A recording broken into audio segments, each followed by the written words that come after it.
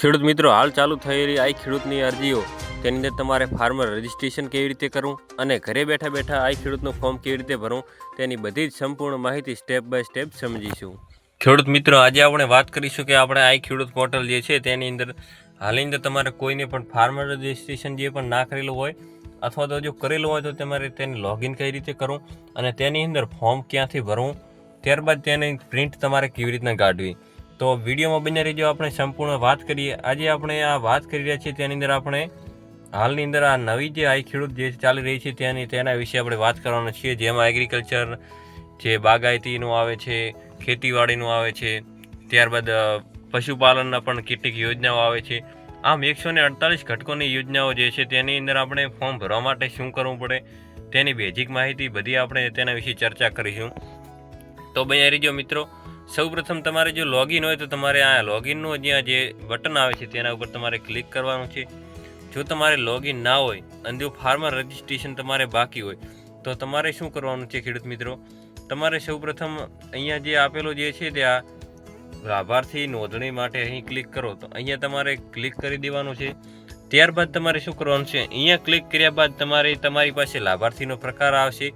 તો તમારે આ લાભાર્થીના પ્રકારની અંદર તમારે ટીક કરવાનું છે. અહીંયા ટીક કર્યા બાદ તમારે શું કરવાનું છે, તો અહીંયા માહિતી મુજબ તમારે અહીંયા સંપૂર્ણ ડિટેલ નાખવાની રહેશે, જ્યાં તમારા લાભાર્થીનો પ્રકાર એટલે કે ખેડૂત, ત્યારબાદ તમારો જિલ્લો પસંદ કરવાનો, તાલુકો પસંદ કરવાનો, ગામ પસંદ કરવાનું, ત્યારબાદ તમારો જે ખાતા નંબર જમીનનો હોય એ જમીનનો ખાતા નંબર નાખવાનો, ત્યારબાદ તમારું નામ અને અહીંયા કેપ્ચા.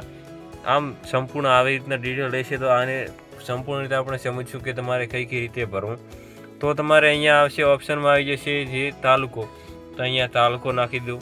પછી ગામ નાખશો, તમે તાલુકો અને ગામ નાખશો એટલે તમારો ત્યારબાદ તમારો ખાતા નંબર માગશે. તમે જેવો ખાતા નંબર નાખશો એવું જ આ તમારું નામ જે છે તે સંપૂર્ણ રીતે આવી જશે. મતલબ કે આ તમારું નામ ઓટોમેટિક આવી જશે. એટલે કે તમારો ખાતા નંબર નાખવાથી તમારું નામ આવી જશે. તે નામને ક્લિક કરી ત્યારબાદ તમારો કેપ્ચા ભરવાનો રહેશે. ત્યારબાદ તમારે શું કરવાનું છે, તો ત્યારબાદ તમારે અહીંથી તમારે આ સાચવું અને આગળ વધવાનું છે. આગળ વધ્યા બાદ તમારે શું કરવાનું છે, તમારો મોબાઈલ નંબર નાખી દેવાનો છે. તો તમારો મોબાઈલ નંબર અહીંયા પાસે તમારે નાખી દેવાનો છે.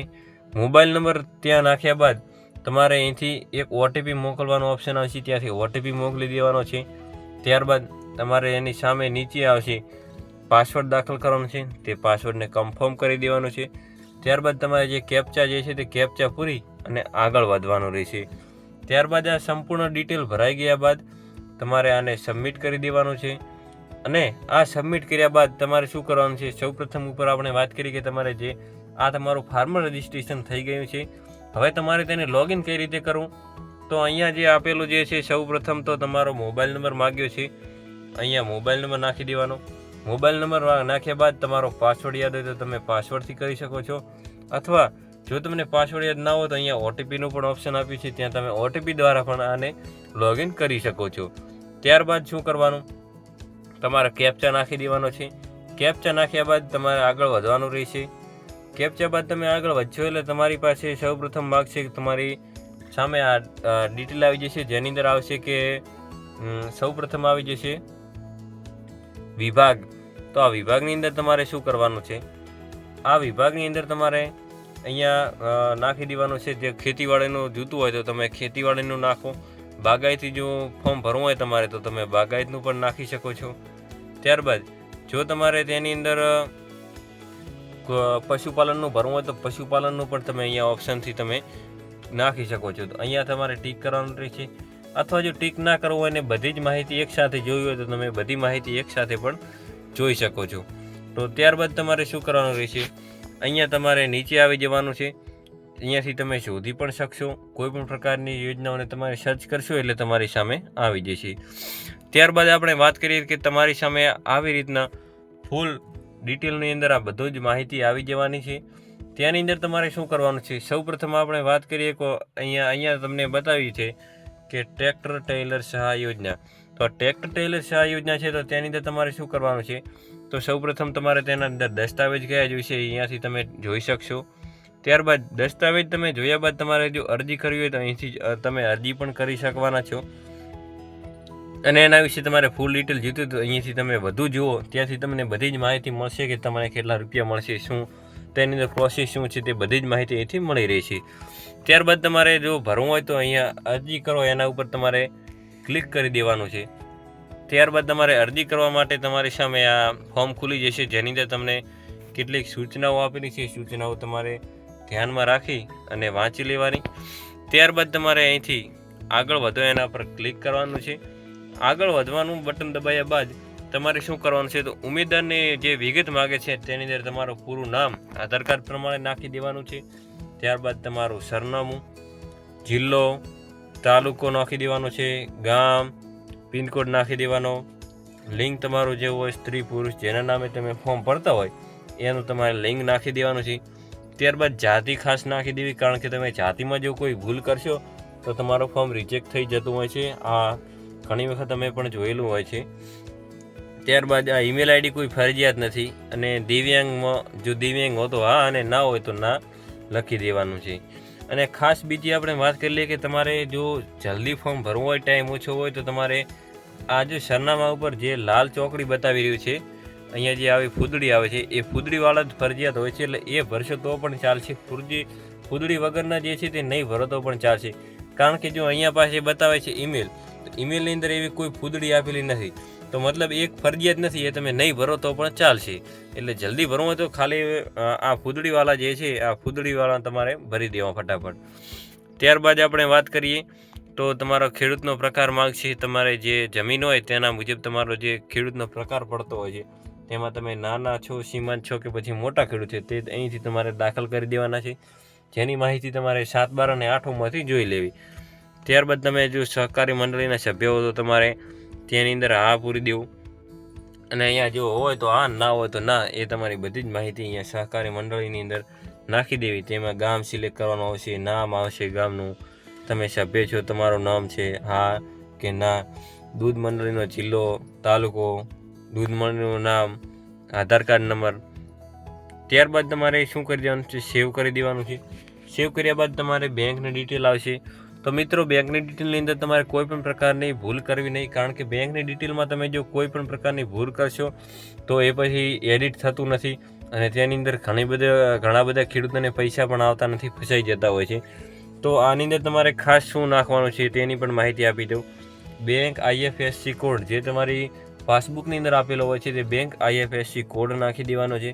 ત્યારબાદ તમારું અહીંયા ઓટોમેટિક બેંકનું નામ આવી જશે, જે તમારે કોઈ પણ રીતે સિલેક્ટ નહીં કરવાનું રહે, ઓટોમેટિક આવી જશે. તમારો જિલ્લો પણ આવી જશે, અને બેંકનું જે બ્રાન્ચ છે તે પણ ઓટોમેટિક તમારા આ બેંકનો IFSC કોડ દ્વારા તમારી બધી જ માહિતી ઓટોમેટિક આવી જશે. તો ત્યારબાદ શું કરવાનું છે તો તેની અંદર તમારે ખાતા નંબર નાખી દેવાનો છે, અને તે ખાતા નંબરને એકવાર કન્ફર્મ કરી લેવાનો છે. કન્ફર્મ કર્યા બાદ તમારો અરજદારનું બેંક પ્રમાણે નામ એ ફૂલ લખી દેવાનું છે, અને એનું સરનામું પણ લખી દેવાનું છે. જે બેંકની અંદર હોય એ જ તમારે લખવાનું રહેશે મિત્રો. ત્યારબાદ તમારે આની અંદર સેવ અને નેક્સ્ટ કરી દેવાનું છે. તો મિત્રો, તમે હવે એ ક્લિક કરી લીધું છે, તો હવે તમારે શું કરવાનું છે તો હવે તમારે જમીન રેકોર્ડ એડ કરવો પડશે. તમારી જમીનના જે છેલ્લી વિગત છે, જમીનની વિગત, એ તમારે એડ કરવાની રહેશે. તો એની અંદર તમારે શું કરવાનું રહેશે મિત્રો, તો આની અંદર તમારે સૌપ્રથમ હું જમીન રેકોર્ડ ધરાવું છું એ તમારે જો પહેલાં તમે ફોર્મ ભરેલું હશે તો એડ જ હશે, પરંતુ જો એડ હોય તો તમારે અહીંયા આની ઉપર ક્લિક કરશો, તમે ટીક કરશો એટલે ઓટોમેટિક એડ થઈ જશે. પરંતુ જો એડ ના હોય તો શું કરવાનું છે તમારે, જો તમારે એડ ના હોય અથવા તો બીજી જમીન એડ કરવી હોય તો અહીંયા એડ ઉપર તમારે ક્લિક કરવાનું છે. અહીંયા તમે ક્લિક કરશો એટલે તમારી સામે કંઈક આવા પ્રકારની માહિતી આવી જશે, જેમાં તમે કેવા પ્રકારના ખાતેદાર છો, નાના મોટા, જમીનનું નામ, જિલ્લો, તાલુકો અને ગામ, આટલું નાખશો એટલે ત્યારબાદ તમારે સેવ કરશો એટલે અહીંયા તમારી સામે આવી જશે કે તમારી અરજી સબમિટ થઈ ગઈ છે, જેનું તમે સ્ટેટસ તમારા મેનુમાંથી ચકાસી શકો છો. અહીંયા તમારું સંપૂર્ણ રીતે ફોર્મ ભરાઈ ગયું છે. આપણે વાત કરીએ મુજબ તમારે જે ટીક કર્યા બાદ તમારે આને ટીક કરવાનું રહેશે, જમીનનું રેકોર્ડ, એટલે તમારું જમીનનું રેકોર્ડ પણ એડ થઈ જશે. તો ત્યારબાદ તમારે ફોટોઝ પણ અપલોડ કરવાના આવશે. જો તમારે જે જમીન એડ કરો છો એની અંદર તમારે ફોટો પણ તેનો અપલોડ કરી દેવાનો છે, જે એક બાજુનો, એટલે કે તમારે 7 બાર 8 હોય તો તેની અંદર 3 ફોટા તો અપલોડ કરવા શક્ય નથી, પરંતુ તમે તેની અંદર 8 એકલો નાખી શકો છો. ખાલી જો તમે 8 નાખશો એટલે તમારે ફોર્મ ભરાઈ જશે. ત્યારબાદ મિત્રો આપણે વાત કરીએ કે તમારું ફોર્મ ભરાઈ તો ગયું, તો હવે તેને તમે ચેક ક્યાંથી કરશો, તેની પ્રિન્ટ ક્યાંથી ડાઉનલોડ કરશો, તેની વિશે આપણે વાત કરી લઈએ. તો તમારી સામે આપણે વાત કરી એ મુજબ જ્યારે તમે બહાર હશો, તમારી પ્રોફાઇલને તમે જેવું લોગિન કરો એટલે તમારી સામે આવા 3 ડોટ આવશે, જેની ઉપર તમારે ક્લિક કરવાનું રહેશે. તેના ઉપર ક્લિક કરશો એટલે કંઈક આવું આવશે એટલે તમારે શું કરવાનું છે, એની અંદર તમારે વાત કરીએ મુજબ આપણે ઉપર લખેલું આવશે અરજી. તો સ્કીમની બાજુમાં જે અરજી લખેલું છે તે અરજી ઉપર તમારે ક્લિક કરશો એટલે તમારી સામે આવો ઇન્ટરફેસ આવી જશે. તો હવે તમારે શું કરવું, તો અહીંયા પાસે લખેલ આવશે તમારે એલિજિબિલિટી, એટલે તમારું ફોર્મ ભરાઈ ગયું છે. અને હવે તમારે શું કરવાનું છે, હવે તમારે આગળ વધશો એટલે અહીંયા પાસે ઓપ્શન આવશે બાજુમાં સેટિંગનું. આ સેટિંગને તમે ક્લિક કરશો એટલે તમારી સામે બધું જ આવી જશે કે તમારે view application, claim submission, payment order, sanction જોઈ શકશો તમે, વ્યૂ એપ્લિકેશન. તો તમારે શું કરવાનું છે, આપણે શું કરવાનું છે, તો વ્યૂ એપ્લિકેશનની અંદર તમારે જઈ અને અહીંયા પાસે પ્રિન્ટ ડાઉનલોડ એવો ઓપ્શન આવશે. તો તમારે અહીંથી તમારે આ પ્રિન્ટને ડાઉનલોડ કરી લેવાની છે. પ્રિન્ટ ડાઉનલોડ કરશો એટલે તમારી સામે પ્રિન્ટ આવી જશે. તો તમારે હવે શું કરવાનું છે, આ પ્રિન્ટ તમારા ગૂગલની અંદર ખુલી છે. તો તમારે શું કરવાનું છે, ક્રોમની અંદર ખુલે એટલે તમારે 3 ડોટ જે આવે છે ત્યાં ક્રોમની અંદર, તો કંઈક આવા પ્રકારના 3 ડોટ આવતા હોય છે, 1 2 3, એના ઉપર તમે ક્લિક કરશો ને એટલે તમારી સામે ઓપ્શન આવશે. તેની અંદર લખેલ હશે ઓપન વિથ એવું લખેલું આવશે. એટલે ઓપન વિથ જે છે તે ગૂગલ ડ્રાઈવ હોય તો ડ્રાઈવની અંદર ખુલશે, અથવા તમારામાં એડોબ જો ડોક્યુમેન્ટનું એપ હોય તો એની અંદર ખુલશે. એટલે એની અંદર ખુલશે એટલે શું થશે, જેની અંદર તમે ડાઉનલોડ પણ કરી શકશો, તમારા ફોનની અંદર સેવ કરી શકશો, અને કોઈને શેર પણ કર્યું હોય તો ડાયરેક્ટ PDF પણ તમે શેર કરી શકશો. તો આ પ્રિન્ટ તમારી સામે આવી ગઈ છે. તો ખેડૂત મિત્રોનો આભાર કે તમે વિડીયોની અંદર બન્યા રહ્યા. મતલબ કે તમે પોતાનું ફોર્મ જાતે ભરવા માટે હવે સક્ષમ છો, તમે જાતે ભરી શકશો ફોર્મ. અને હજુ સુધી જો અમારી આ યુટ્યુબ ચેનલ એગ્રી ગુજરાતને સબસ્ક્રાઈબ ના કરી હોય તો ફોલો અને સબસ્ક્રાઈબ કરી લેજો મિત્રો. ખેડૂતના હિત માટેના બધા જ વિડીયો આપણે અહીંથી પૂરા પાડીશું, અને એ પણ વિનામૂલ્યે, કોઈપણ પ્રકારનો આપણે ચાર્જ લેતા નથી. તો ખેડૂત મિત્રો જોડાયેલા રહેજો આપણે એગ્રી ગુજરાત યુટ્યુબ ચેનલ સાથે.